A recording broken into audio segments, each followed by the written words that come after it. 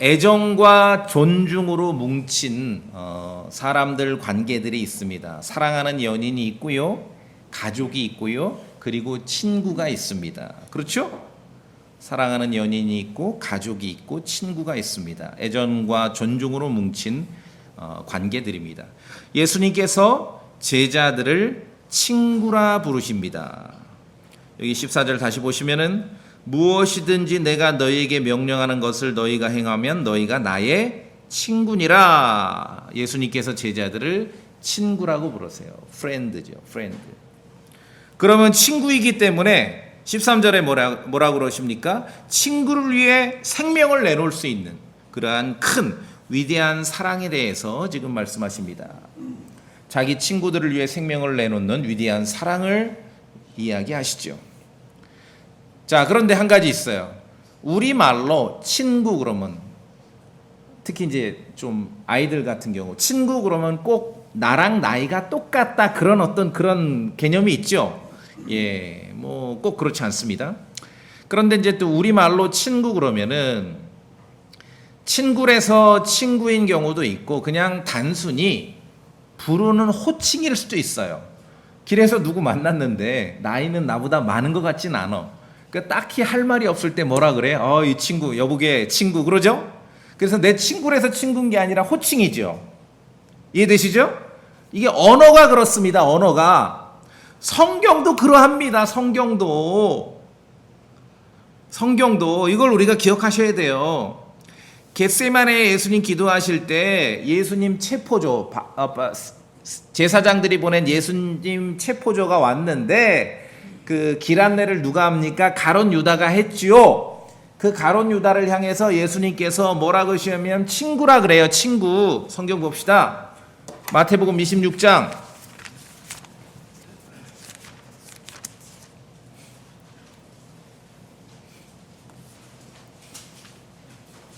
26장 겟세마네에서 이제 체포조가 왔습니다. 자, 26장 49절에 가룟 유다가 예수님께 와서 선생님이여 안녕하시옵니까 하고 그분께 입을 맞췄어요. 그랬더니 50절에 가룟 유다에 대해서 예수님께서 그에게, 가룟 유다입니다, 이르시되 뭐라 그래요? 친구여 네가 무슨 까닭으로 왔느냐. 그러니까 친구여 하니까 와, 친구랬대. 친구. 가룟 유다를 친구라 그러셨어. 왜 친구라 그랬을까? 그래서 또 막 다른 구절 뒤지면서 여기에 어떤 신학적 의미가 숨겨져 있을까? 이제 그렇게 연구를 하기도 합니다. 뭐 시간 남으면 그렇게 하시고. 근데 제가 말씀드리죠. 우리말로도 친구 그러면 첫 번째 친구라서 친구라고 하는 경우가 있고 딱히 부를 말이 없어서 그냥 호칭으로 친구라 그런 경우가 있지요. 성경도 그러합니다. 자, 겟세마네에서 체포조와 함께 온 가룟 유다를 예수님께서 친구라고 부르셨어요. 이거 뭐예요? 친구여는 뭐 그냥 호칭이에요. 호칭. 이런 경우가 성경에 가끔 나와요. 자, 제가 왜 이 말씀을 드리냐면은 다시요. 친구라서 친구로 쓰인 경우도 있고 그냥 부르는 호칭이기 때문에 친구라고 쓰는 경우도 있습니다. 성경 읽으실 때 단어가 중요하다고 하니까 어떤 단어가 동일하다고 해서 같은 걸로 이렇게 무슨 신학적 의미를 달려고 하면은 안 됩니다. 단어가 물론 중요하지만 그보다 더 중요한 것은 하나님의 말씀이, 완전하신 하나님의 말씀이 불완전한 인간의 언어로 기록됐다는 거예요. 인간의 언어의 특성이 그대로 담겨 있는 것입니다. 그걸 기억하셔야 돼요. 그래서 성경 공부하실 때 언어라는 감각을 먼저 염두에 두셔야 돼요. 무슨 뭐 글자 퍼즐 맞추기 놀이하면 안 됩니다. 그래서 여기 지금 마태복음 26장에서 겟세마네에서 가룟 유다를 친구라고 부르신 것은 문맥을 보세요. 그냥 호칭이에요. 호칭. 친구요. 이보게 이 친구 이러잖아요. 예, 호칭입니다. 그런 경우가 종종 나옵니다. 예수님께서, 자, 그럼 이제 격이 다르지요. 오늘 요한복음 15장에서 예수님께서 제자들을 친구라고 부르시고 또 요한복음 11장에서 나사로를 친구라고 부르셔요. 그럴 때는 호칭, 단순한 호칭이 아니라 각별한 관계지요. 애정과 존중이 있는 각별한 관계를 말하는 것입니다. 자, 오늘 요한복음 12장 본문을 다시 봅니다. 예수님께서 제자들을 친구라고 부르십니다. 친구라고. 이게 좀 소리가 울리는 것 같은데 한번 조절 좀 해주실래요? 굉장히 울리네. 자, 예수님께서 친구라고. 15절이 오늘 중요한 요절입니다. 이제부터 내가 너희를 종이라고 하지 아니하고 친구라고 한다. 그렇죠? 종과 친구를 비교해요. 우리가 친구 그러면은 대부분 반대로 적, 원수, 왼수 그렇게 비교할 텐데 친구, 적, 친구, 원수 그렇게 비교하는데 오늘 요한복음 15장 15절에서는 친구를 종하고 비교하십니다. 예수님께서 굳이 친구와 종을 비교한 이유가 있겠지요. 하나님의 말씀에는 늘 말씀드립니다. 킹제임스 성경에는 단어 하나가 그 자리에 있을 때 그냥 헛것으로 있는 건 전혀 없어요. 자, 15절 다시 보시면은 예수님께서 지금 친구와 종을 비교하셔요. 근데 특징이 있습니다. 이제부터 내가 너희를 종이라 하지 아니하노니 종은 왜? 종은 자기 주인이 하는 것을 알지 못하기 때문이라 종은 그냥 알 필요 없어. 지시받은 대로만 하면 돼요. 그렇죠? 명령받은 대로. 자, 그런데 오히려 내가 너희를 친구라 하였나니, 프렌드, 친구라 하였나니 이는 내가 내 아버지께 들은 모든 것을 너희에게 알려주었기 때문이라. 종은 알 필요가 없어. 사정에 대해서. 그런데 친구는 친구라고 부르시면은 다 알려주셨다는 거예요. 알려주신다는. 이게 지금 친구와 종을 비교한 이유입니다. 예수님께서 제자들을 친구라고 부르실 때 왜 어떤 의미로 사용됐는지를 본문을 통해 이해하셔야 돼요. 그냥 친구, 예수님이 제자들을 친구라고 부르셨으니까 우리도 이렇게 우정과 애정과 사랑으로 가득한 교회가 됩시다. 땡. 그건 본문을 기반으로 하지 않은 거지요. 누구나 할 수 있는 얘기예요. 지금 본문에서는 어떤 얘기를 하고 있어요? 친구를 종하고 비교하고 있어요. 왜? 종은 주인이 하는 일을 몰라. 몰라도 돼. 시키는 대로만 하면 돼. 친구는 다 아는 거예요. 내용이 공유가 되는 거예요. 정보가 소통이 되는 거예요. 그 특징입니다. 종은 주인이 하는 것을 알지 못합니다. 종은 그냥 지시받은 대로만 행동하면 되는 겁니다. 그런데 친구는 그렇지 않습니다. 예수님께서 제자들을 친구라고 부르시는 것은 아버지로부터 들은 것을 다 알려주신다는 것이에요. 비밀이 없다는 얘기죠. 비밀이. 친구이기 때문에. 이게 지금 예수님께서 친구라는 말을 쓰신 이유입니다. 그러니까 우리가 어떤 애정으로 가득 찹시다. 그 정도가 아니라 친구이기 때문에. 그러니까 예수님께서 제자들에게 친구라고 부르셨을 때 예수님께서 제자들에게 비밀이 있다는 얘기예요, 없다는 얘기예요? 비밀이 없어요. 비밀이 없어요. 숨기는 게 없어요. 아니, 세상에서도 그러잖아요. 가까운 친구인 줄 알았는데 중요한 내용을 숨겼어. 그러면 친구애 아니에요? 친구 아니에요. 가서 따질 것도 없어. 그냥 친구 아니라니까, 원래부터. 네가 친구인데 그런 걸 나한테 아니, 친구 아니라니까. 비밀이 있고 중요한 걸 숨기면은. 그래서 예수님께서 제자들을 친구라고 부르시면서 종과 굳이 비교하신 이유에 대해서 본문으로 우리가 이해를 해야 됩니다. 큰 차이죠? 정보 공유가 되느냐예요. 정보 공유가 되느냐. 비밀이 있느냐 없느냐. 정보 공유가 안 돼. 뭔가 비밀이 있어. 그러면 종이야, 종. 정보 공유가 되고 비밀이 없고 숨기는 게 없어. 그럼 뭡니까? 친구예요. 종은 자기 주인이 하는 것을 알지 못하기 때문이라. 자, 친구는 애정과 존중으로 뭉친 관계입니다. 그런데 예수님께서 가르쳐 주시는 것은 거기에 더한 의미가 있죠? 정보 공유가 되고 비밀이 없다는 얘기예요. 주께서 말씀하시는 친구에 대해서 성경을 통해서 우리가 잘 기억하셔야 됩니다. 친구는 서로 하는 일에 대해서 아느냐 모르느냐 그 차이인 거예요. 그런 친구 있죠. 따옴표 친구. 씩씩거리고 쫓아가. 너랑 나랑 20년 지기 친구인데 어떻게 이 중요한 일을 네가 나한테 숨길 수 친구 아닙니다. 원래부터. 아시겠습니까?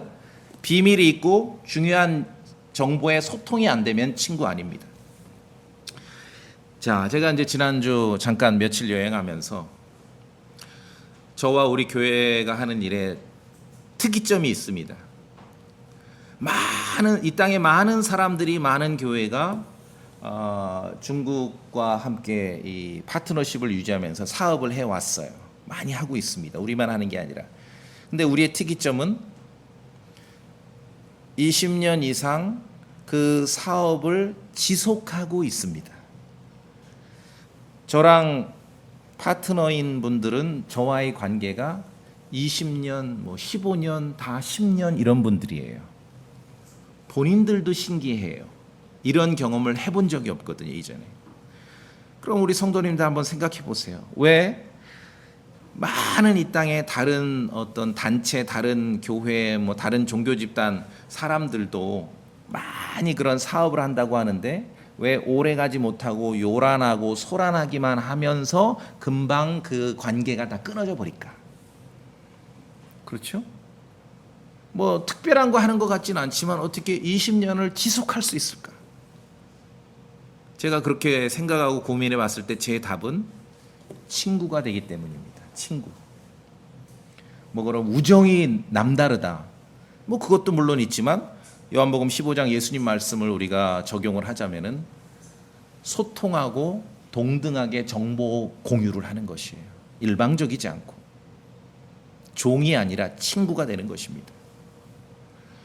자, 우리가 목회라고 이름을 붙이건 선교라고 이름을 붙이건 어떤 후원이라고 이름을 붙이건 사역이라고 이름을 붙이건 표현은 근사할 수 있습니다.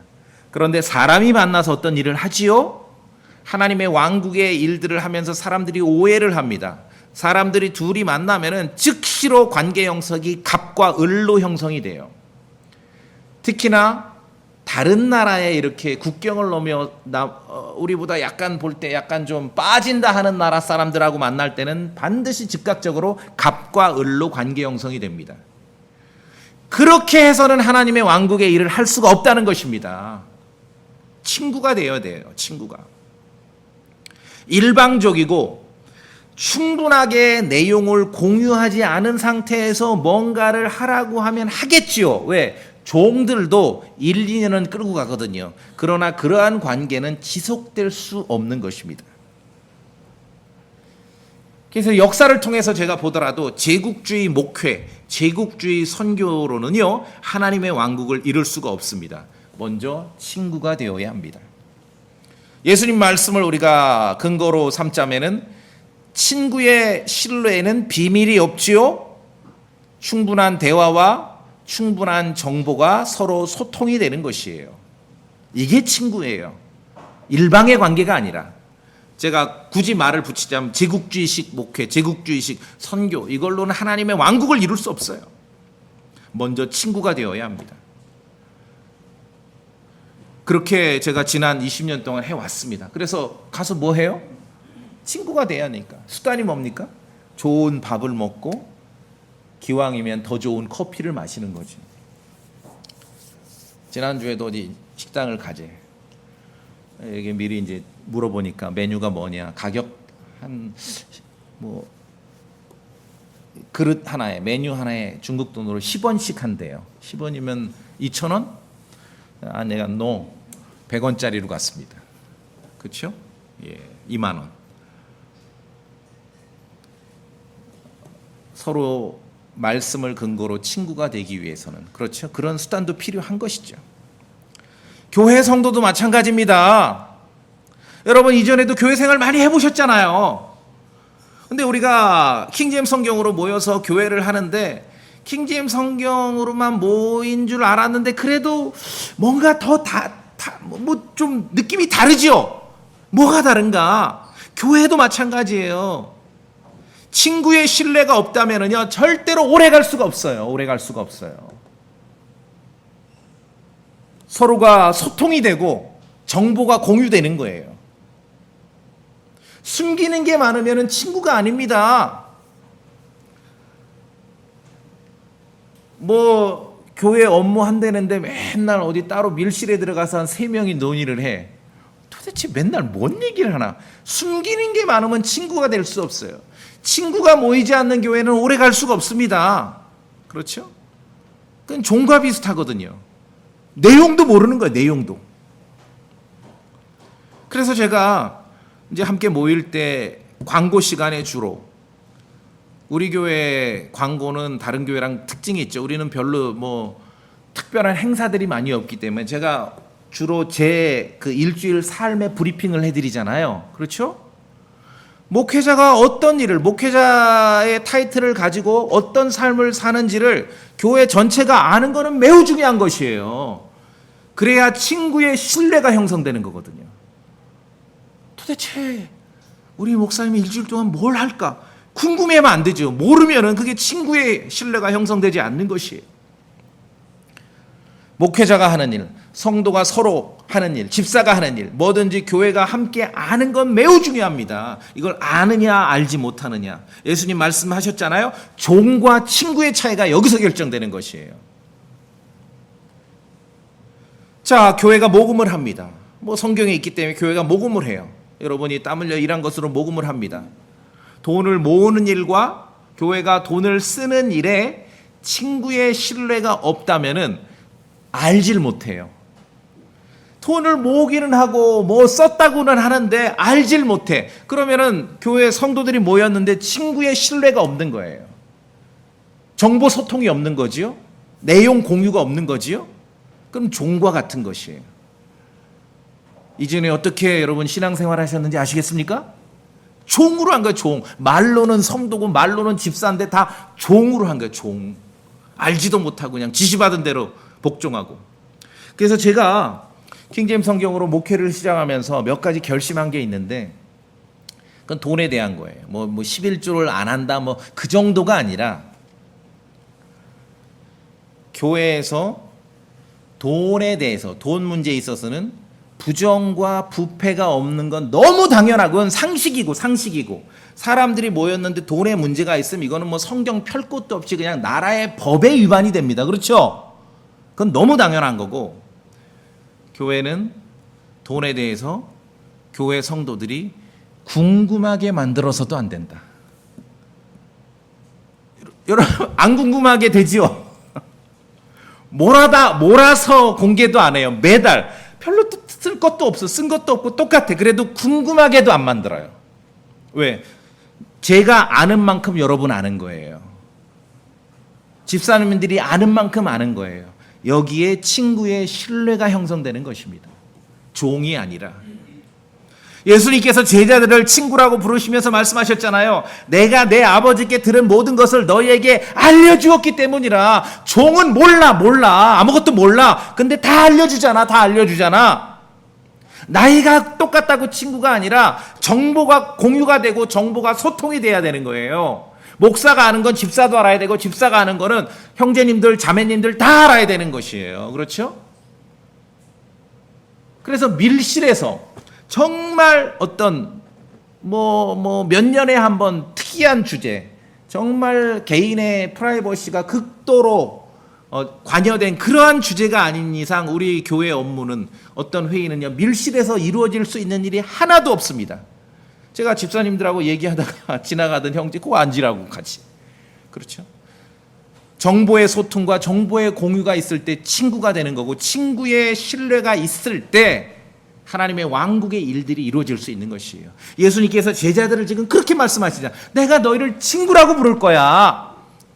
근데 그냥 나이가 우리가 연배가 같아서 친구가 아니라 아버지로부터 들은 모든 걸 내가 너에게 다 알려준다는 거예요. 친구는 그렇지 않아. 종은 그렇지 않아. 종은 몰라도 돼. 그냥 지시받은 대로 복종만 하면 돼. 자, 오늘 요한복음에서 예수님께서 제자들을 친구라고 부르신 이유를 충분히 아시겠습니까? 이게 친구의 신뢰, 친구의 관계가 형성이 돼야 돼요. 그래야 그런 신뢰를 기반으로 하나님의 왕국의 일들이 이루어지는 것이에요. 그래서 제가 지난 20년 동안 그렇잖아요. 그냥 가끔 왔다 갔다 하는 것 같은데 특별한 무슨 성과가 있는 것 같지도 않고 그런 생각을 하는 분이 있는데 있을 수 있죠. 근데 말씀드리는 거예요. 이 사람을 만나서 친구의 신뢰를 갖는 게 너무너무 중요하다. 너무너무 중요하다. 그게 형성됐다는 것이죠. 자, 예수님께서 제자들을 친구라고 말씀하셨습니다. 나사로를 친구라고 말씀하셨습니다. 사람들이 물론 침례자 요한을 조롱하듯이 예수님을 조롱하는 표현이지만 말 그대로는 진실이었습니다. 예수님은 제자들을 친구라고 말씀하신 만큼 또 누구의 친구가 되셨냐 하면은 세리와 죄인들의 친구도 되셨습니다. 자, 누가복음 7장 보십시다. 누가복음 7장.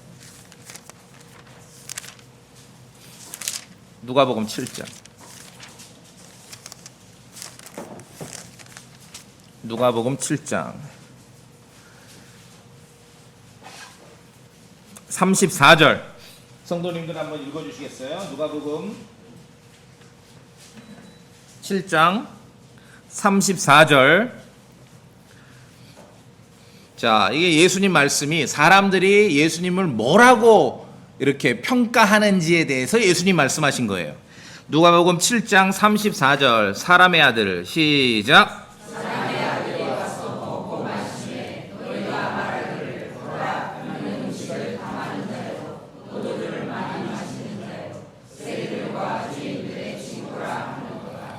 예, 물론 사람들은 조롱하는 의미에서 세리들과 죄인들의 친구라 했지만 그 말 그대로 예수님은 진실로 그러한 분이었습니다.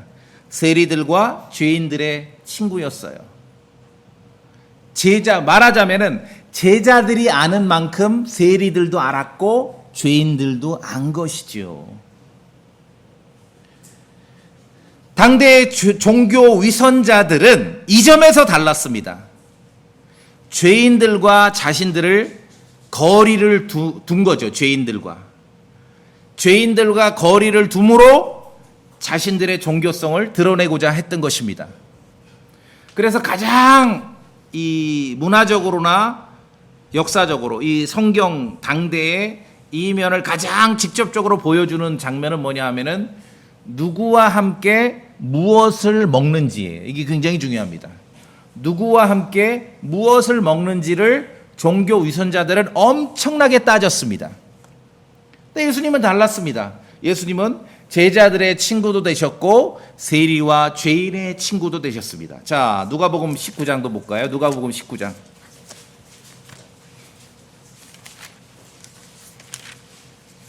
누가복음 19장.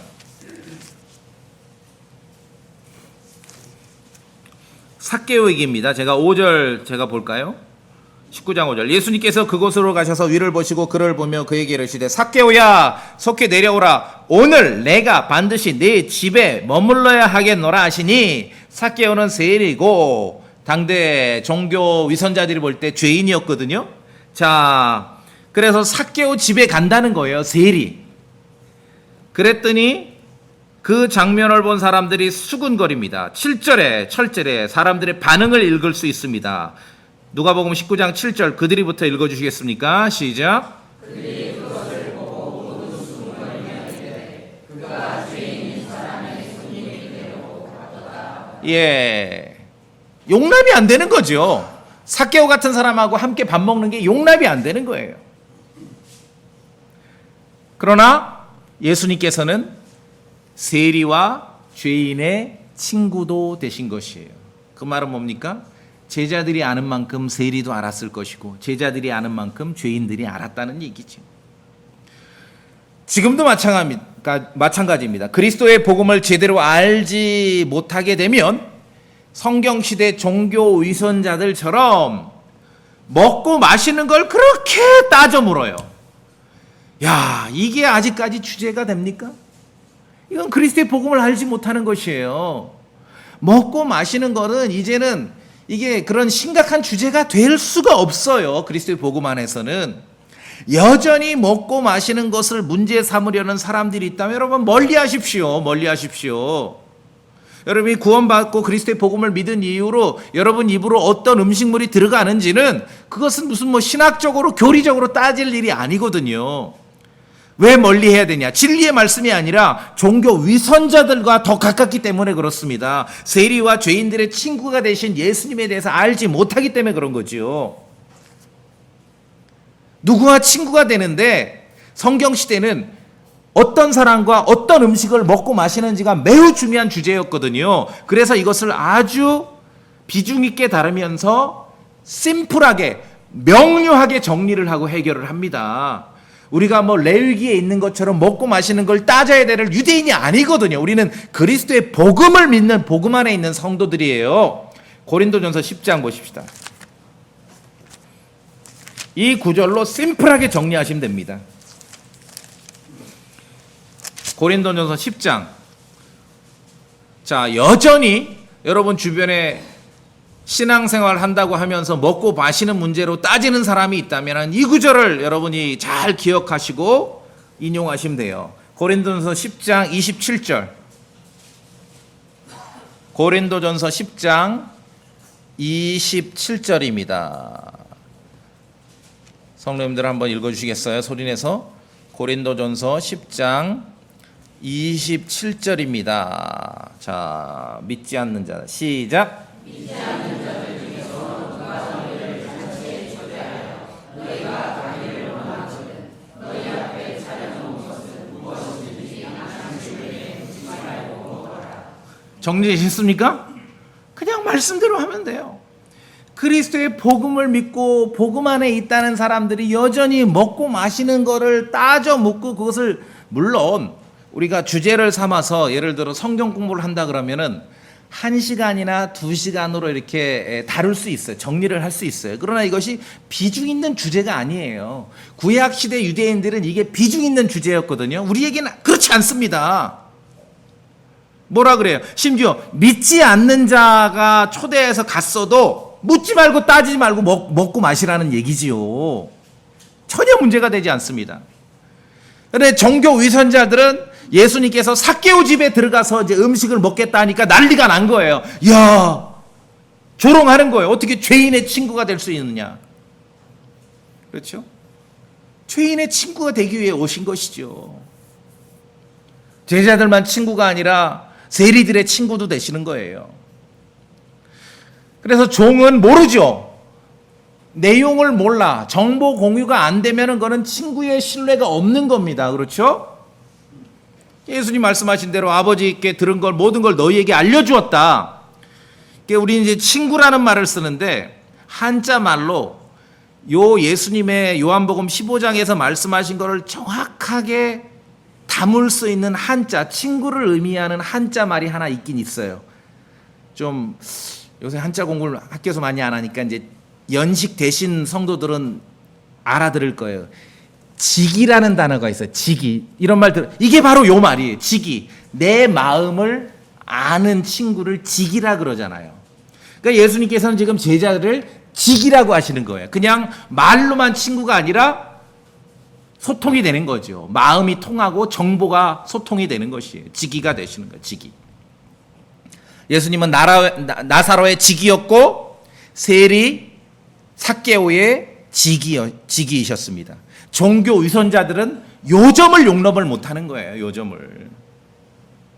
종교 위선자들은 성도가 크리스찬이 세상의 죄인들과 무엇인가를 먹고 마실 때 의심스럽게 바라보고 있는 것입니다.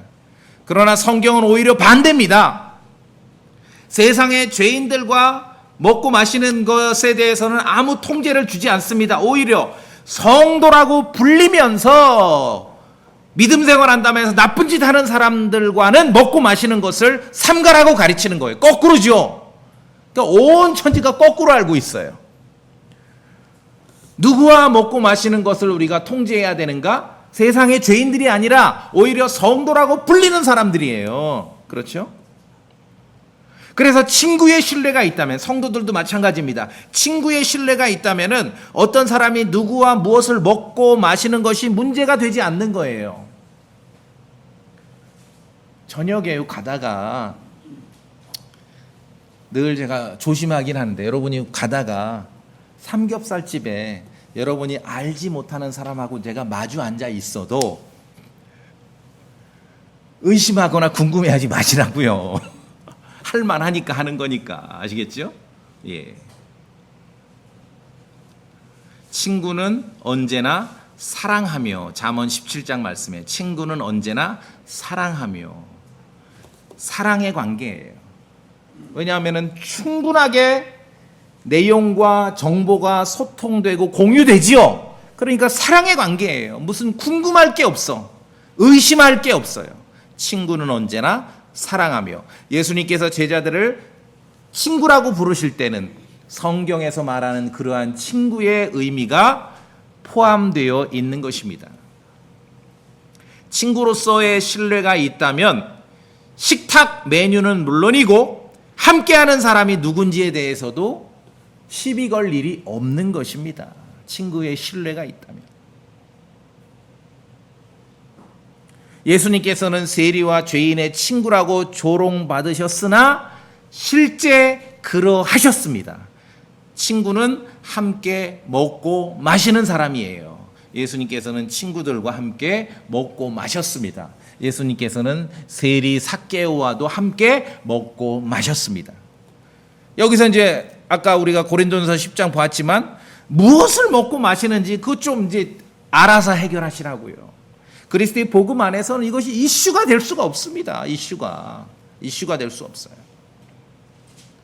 그럼 왜 그렇게 큰 한국 기독교에서 무엇을 먹고 마시는지가 이렇게 큰 이슈가 됐냐면은 제 표현으로 19세기 말에 조선 땅에 왔던 이 많은 선교사들이 딱 와서 보니까 제 표현으로 새마을 운동을 한 거예요. 와서 복음을 전한 게 아니라. 와서 보니까 농경사회 가을 거지 하면은 겨울에 뭐 합니까? 옛날에 하우스가 없잖아. 겨울에 뭐해요? 뭐 해 먹고 놀지요. 모여가지고 맨날. 그러니까 이 선교사들 시각에서 이게 이해가 안 되니까 어떻게 했어요? 새마을 운동을 해버린 거예요. 제대로 된 복음이 전파가 안 되죠. 그러다 보니까. 자, 오늘 예수님께서는 제자들을 친구라고 부르셨습니다. 종과 친구의 차이가 뭡니까? 내용과 정보가 공유되고 소통되느냐의 차이입니다. 저는 성도님들을 친구로 대해요. 그래서 제가 목회자로서의 모든 일을 다 공유하는 거예요. 비밀이 없어요. 여러분이 저에 대해서 모르는 거는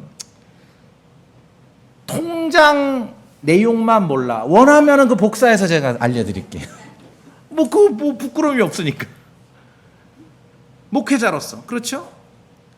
성도가 왔는데 뭘 말을 누가 오면 이건 친구의 신뢰가 없는 거예요. 그런 관계는 오래 갈 수 없습니다. 오래 갈 수가 없어요. 예수님께서 제자들을 친구라고 부르셨듯이 그렇게 대우하셨듯이 우리도 예수 그리스도 안에서 서로 그런 친구의 신뢰가 있을 때 하나님의 왕국의 일들이 이루어질 수 있고 오래 가는 거예요. 제가 말씀드렸잖아요. 다 2, 3년이면 깨지는 관계가 어떻게 우리 교회는 20년 이상 가느냐. 저 중국에 친구가 됐거든요. 친구가. 그래서 커피값이 많이 들어간 거예요. 친구가 되기 때문에. 예수님께서 제자들을 친구라고 하실 때 세상이 아니라 성경에서 하나님께서 염두에 두신 친구라는 단어에 집중하셔야 됩니다. 성도님들 이해되시겠습니까? 친구라고 하면서 다시 말씀드릴게요. 이게 뭐 제가 경험한 게 아니라 드라마를 보면 그런 게 많이 나오잖아요. 탁 전화 끌고 씩씩거리고 쫓아가. 우리가 언제부터 친구냐? 어릴 때부터 친구인데 20년도 넘은 어떻게 이 중요한 얘기를 내가 다른 사람을 통해 듣게 된 친구 아니에요. 원래 친구 아니에요. 이해되세요? 그러니까 화낼 이유 없습니다. 아시겠죠? 네, 특히 여성들 자매님들 아시죠? 전화해서 따질 거 없어요. 친구 아니라니까요. 정보 소통이 안 되면 친구가 아닙니다. 성경에 보면 하나님께서 반복해서 내 친구, my friend, 내 친구라고 부르신 사람이 한 명 있어요. 유명한 사람이에요. 누구 있어요? 아브라함이에요. 아브라함. 구약 성경 이사야서 41장. 이사야서 41장.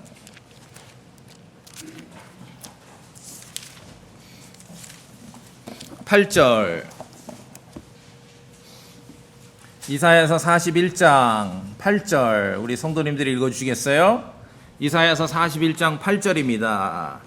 이사야서 41장 8절 그러나부터 시작. 그러나 나의 종은 이스라엘아 내가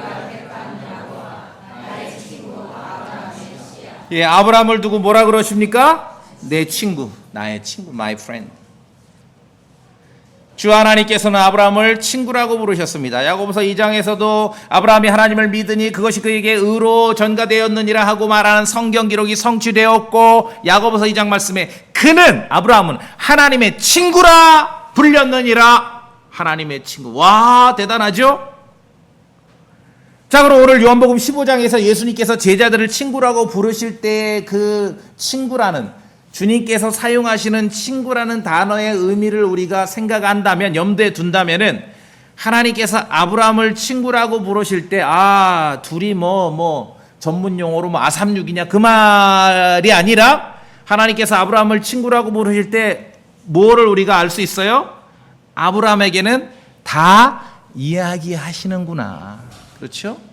아브라함에게는 비밀이 없겠구나. 그게 친구예요. 주인이 하는 것을 종은 모른다고 하셨지만 예수님 뭐라 그러셨어요? 친구는 모든 것을 안다고 말씀하신 것이에요. 창세기에 보시면은 여러 가지 아브라함에게 다 말씀하세요. 그의 씨가, 그의 가문이 어떻게 될지에 대해서도, 미래가 어떻게 될지에 대해 다 이야기하셔요. 그 중에 가장 대표적인 것은 주님께서 천사 2명을 대동하고 소돔을 멸망시키러 행차를 하십니다. 그때 아브라함을 만나시는데 내용을 보면은, 성경을 읽어보면 약간 정말 사람처럼 멈칫 하시다가 주님께서 내가 아브라함에게 이걸 감출 수 없지, 이것을. 그렇죠? 왜? 친구니까. 창세기 18장.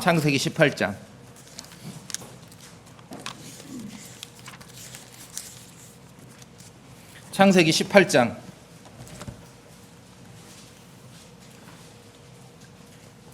소돔과 고모라가 이제 멸망하기 직전입니다. 창세기 18장.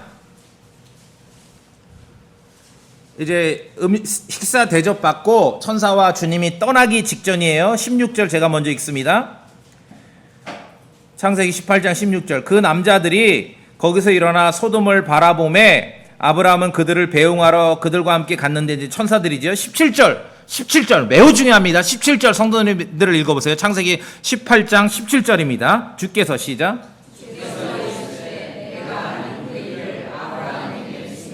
예. 사실은 그냥 말 안 하고 가시려고 하다가 17절에 아브라함 내 친구인데 이게 숨길 수 없지 않느냐. 그렇죠? 이렇게 말씀하신 거예요. 내가 사실은 그냥 온 게 아니라 소돔을 멸망시키기에 온 거야. 그 다음에 내용 성경 읽은 분들은 아시죠? 그러니까 아브라함이 그러십니까? 근데 소돔에 의로운 사람이 50명이 있으면은 어떻게 하시겠어요? 50명 있으면은 소돔을 용서해달라고 간청하니까 그렇게 하시겠다고 했어요. 거기서 이제 5명, 10명씩 줄여가지고 45명 있으면 어떻게 하시겠어요? 용서할게. 40명은요? 용서할게. 30명은 용서할게. 20명은 용서할게. 만약에 소돔에 의로운 사람이 10명 있으면 그래도 용서할게. 그래서 아브라함은 지금 소돔의 멸망에 대해서 그 의로운 사람의 커트라인을 계속 낮춰가고 있죠. 50명에서 10명까지 낮췄어요. 그럼 성경을 18장 읽다 보면은 우리는 결말을 알기 때문에 여기서 아브라함이 한 번 더 해야지 왜 10명에서 멈췄을까 했는데, 아브라함 심정도 이해가 돼요. 10명 정도야. 왜냐하면 꼽아봤겠죠. 롯하고 와이프랑 애들 조카들 하니까 10명은 충분히 됐을 거라고. 롯이 먹고 놀아도 10명은 됐을 거라고 생각한 거예요. 그 식구들만. 근데 10명도 안 됐죠. 지 자식들도 건설 못한 거예요. 멸망했습니다. 소돔은 10명의 의로운 자가 없어서 멸망을 했어요. 그런데 그 멸망되지 않기 위해서 의로운 사람의 숫자 커트라인을 계속 낮췄는데, 물론 이제 여기서 우리가 아브라함이 열심히 이제 중보기도를 한 것으로 이해할 수도 있겠지만, 지금 주님하고 마주 대면한 거거든요. 그냥 떠나시려고 하다가 내가 이거를 아브라함에게는 숨길 수 없지 해서 이야기하신 거예요. 그 아브라함은 당당하게 친구로서 요청한 겁니다. 10명만 있으면 용서해 달라고. 그래서 이 이외에도 다른 많은 사건들을 볼 때 주 하나님께서 아브라함을 상대할 때 어떻게 하십니까? 비밀이 없습니다. 다 알려주셔요. 왜? 아브라함은 주님의 친구기 때문에. 자, 우리가 뭐 신앙생활 하는데 함께 교회를 뭐 말로는 형제 자매 그런데 내면으로는 정말 친구의 신뢰가 있어야 돼요. 인생에 너무 중요한 문제가 다 서로 비밀이야. 그건 친구의 신뢰가 없죠. 그거 오래 못 가요. 그런 관계는 오래 못 갑니다. 친구의 신뢰가 있길 바랄 뿐입니다. 아브라함은 주인이 하는 것을 알지 못하는 종이 아니라 모든 것을 아는 친구였습니다. 주 하나님께서는 친구에게 많은 내용을 공유하셨습니다. 말씀드렸지만 뭐 선교든 교회도 마찬가지예요. 성도가 서로에게도 그렇고 목회자가 교회를 향해서도 그렇고, 제가 말씀드렸잖아요. 목회자로서 하는 일에 대해서 교회 앞에 공유하는 거예요. 제가 왜 여러분을 친구로서 친구의 신뢰관계를 위해서 제가 대하기 때문에 그렇습니다. 이건 매우 중요해요. 매우 중요해요. 그래서 물리적으로도 그렇고 심정적으로도 그렇고 교회는요, 성도들이 모일 때 그게 뭐 목사든 집사든 누구든 밀실이 없어야 됩니다. 밀실이. 그건 하나님의 왕국의 일을 이루는 게 아닙니다. 궁금한 것이 많고 비밀이 많고 숨긴 게 많으면 그거는 성도 신앙생활하는 게 아니라 종이거나 더 심하면은 종교 노예가 되는 것입니다. 얼마나 많은 사람들이 말로는 예수 천당을 외치고 있지만 종교 노예로 살아갑니까? 아는 게 없어. 아는 게 없어. 그렇죠? 아는 게 없어. 전체로 공유하긴 뭐하니까 정말 궁금해. 나는 목사님 통장을 봐야지 속이 시원해. 개인적으로 오세요. 바로 열어서 보여드릴 테니까. 친구의 신뢰가 있다면은 숨길 것이 별로 없어요. 여러분 동의하십니까? 이게 굉장히 중요해요. 성도의 어떤 만남, 그리스도의 복음 안에서의 만남, 어떻게 신뢰가 형성되는가? 다 똑같이 뭐 설교하고 복음 전하고 킹제임스 뭐 교회 간판 걸어놓은 것 같지만, 저는 킹제임스 다음으로 교회에 대해서 오랫동안 고민을 했거든요. 교회에 관한 책도 제가 제일 많이 읽었을 거예요. 제가 포인트를 알아요. 성도님들, 친구의 신뢰가 있어야 됩니다. 너무 비밀이 많으면은요, 안 돼요. 자, 주 하나님께서 아브라함을 친구라고 부르셨습니다. 그렇게 또 대우를 하셨습니다. 공유를 했지 않습니까? 그 창세기 18장 내용을 보니까 약간 그렇게 읽히지 않습니까? 약간 멈칫하. 내가 이건 아브라함에게 말을 해야지. 친구니까. 주 하나님께서 아브라함을 대하시듯 또 친구의 신뢰를 가지고 대하신 인물이 한 명 더 있습니다. 누굽니까? 모세예요. 모세. 친구처럼 모세를 대하셨습니다. 어떻게 했나 봅시다. 출애굽기 33장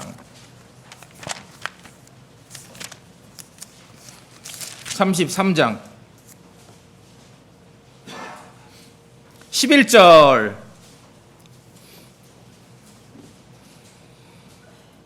출애굽기 33장 11절 둘째 줄까지만 읽어주세요. 성도님들 소리내서 출애굽기 33장 11절 둘째 줄까지만. 주께서는부터 시작. 주께서는 마치 사람이 자기 친구와 이야기하듯 모세와 얼굴을 마주하여 말씀하셨습니다. 예, 모세와 어떻게 말씀하셨어요? 얼굴을 마주하듯 face to face예요. 교회 왜 오냐? 그럼 우리가 뭐 이 어떤 국가 광복절 기념 행사 같은 어떤 의식에 참여해야 뭐 내 믿음이 유지되고 그런 형식적인 게 아니에요. 교회 왜 오냐? face to face예요. 전화로도 만날 수 있는데 그래도 일주일에 한 번, 2주에 한 번은 face to face 해야 친구지요. 그렇죠? 그래야 친구의 신뢰가 형성되는 거예요. 주 하나님께서는 모세를 대하실 때 그렇게 대하셨습니다. 사람이 친구를 대하듯 어떻게 대했어요? face to face 하신 거예요. 온 백성이 성막 바깥에서 대기하고 있을 때 그때도 주님께서는 모세를 face to face 하셨습니다. 온 백성이 산 아래에서 대기하고 있을 때에도 주님께서는 모세를 얼굴을 마주대어 페이스 하시면서 대화를 하신 것이에요. 그러니까 누가 묻거든 교회 왜 가? 뭐 그래도 대회는 참석해야죠. 땡입니다. 대회 정의가 뭐예요? 묵도로 시작해서 축도로 끝나. 그러면 예전에 어디 갈라 그러면 권사님이 딱 뒷꼭지 잡아. 얘야, 축도는 받고 가야지. 허망. 교회 왜 와요? 페이스 투 페이스 하러. 친구 만나러 오는 거예요. 예수 그리스도 안에서 친구 만나러. 모세에 대해서 그와는 이렇게 말씀하십니다. 또 민수기에서 모세와는 내가 입에서 입으로 참으로 명백히 말하고 은밀한 말로 하지 아니하여. 아무리 전화가 있고 문자가 있어도요, 페이스 투 페이스, 얼굴을 마주보며 말하는 것 이상 되는 능력은 없습니다. 얼굴을 마주 볼 때는요, 오해가 없어요. 같은 말이라도 글로만 읽고 소리로만 들으면 오해가 쌓일 수 있거든요. 근데 얼굴을 마주 대하면 오해가 없어요. 주님께서는 모세를 그렇게 친구의 신뢰를 가지고 대하셨습니다. 우리가 그런 걸 보면서 배워야지요. 교회 왜 모입니까? 페이스 투 페이스 하러 모이는 거예요. 친구 만나러 모이는 거예요.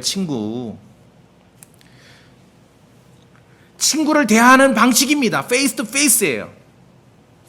애들 모이잖아요. 저도 약간 이제 연식이 되다 보니까 아이들이 모여요. 뭐 고등학교 친구들, 중학교 친구들 모여서 별로 하는 일도 없어. 돈만 써. 대화 나누는 것도 그렇게 뭐 대단히 중요한 것도 없어. 왜 모여요? 친구니까. 그냥 페이스 투 페이스 하러 모이는 거예요. 오늘 동감이 되시면은 그냥 특별한 이벤트가 없어도 친구 만나러 간다 그럴 때 용돈 두둑히 주세요. 그 자체가 의미가 있는 거니까. 페이스 투 페이스 하는 거니까요. 친구의 신뢰는 태도와 형식이 중요합니다. 오늘 우리가 요한복음 말씀을 근거로 삼자면은 비밀이 많으면 친구가 아닙니다. 뭔가 알지 못하고 그냥 충성 봉사만 하라고 한다면 그건 친구가 아니라 종교 노예지요. 그래서 주님께서는 교회 성도를 한자 용어 말씀드릴 때 지기를 대하듯 대우하시는 것이에요. 우리에게 친구란 말은 쓰시지 않았지만 많은 비밀, 하나님께서 창조 이후로 많은 비밀이 있다고 로마서나 에베소서에서 말씀하시는데 우리에게 다 드러내고 계시지요. 친구의 친구, 그래서 지기. 비밀이 없어요, 우리에게. 그럼 하나님도 우리에게 비밀이 없는데 성도들끼리 뭐 누가 집사님 뭐 그거는 금방 박살날 만남입니다. 성도는 무엇을 하든지 주께서 제자들을 대하셨듯이 먼저 친구가 되세요. 친구의 신뢰를 가지셔야 됩니다. 친구의 신뢰가 없다면 교회는 그냥 종교 조직이 되는 것입니다. 친구의 신뢰가 없다면 그게 목회든 선교든 무엇든 다 그냥 종교 노예가 되는 것이에요. 친구의 신뢰가 있으면 비밀이 없어요. 감추는 게 없어요. 숨겨진 의도가 없습니다. 주님은 우리를 그렇게 대우하십니다. 주께서는 우리를 노예처럼 부리지 않으셔요. 친구처럼. 아브라함을 친구로 대하셨고 모세를 친구로 대하셨고 제자들을 친구로 친구처럼 대우하시는 것입니다. 각별한 친구 있잖아요. 고향 친구, 고등학교 친구. 그런 친구의 신뢰, 그 친구의 신뢰라는 그 마음, 그 감정, 그 의도를 그대로 가지고 와서 우리가 하나님의 왕국 안에서, 교회 안에서, 성도들 간에 그러한 만남과 교제에 적용을 해야 하는 것입니다. 그래서 주님께서 우리에게 주신 자유 안에서, 왜냐하면 친구는 종교 노예가 되는 게 아니기 때문에 영적인 자유 안에서 성도들도 서로 간에 친구의 신뢰를 가지고 믿음 안에서, 말씀 안에서 걷는 그러한 성도가 되시길 바라겠습니다. 우리 갈라디아서 5장 1절 말씀 다 같이 함께 읽고 마치도록 하겠습니다. 갈라디아서 5장 1절입니다. 갈라디아서 5장 1절. 종교 노예가 아니라 친구입니다. 5장 1절 저랑 같이 읽습니다. 시작. 그리스도께서 해방의 자유로 우리를 자유롭게 하셨으니 그러므로 그 자유 안에 굳게 서고 다시 속박의 몽에 얽매이지 말라. 다 같이 기도하시겠습니다.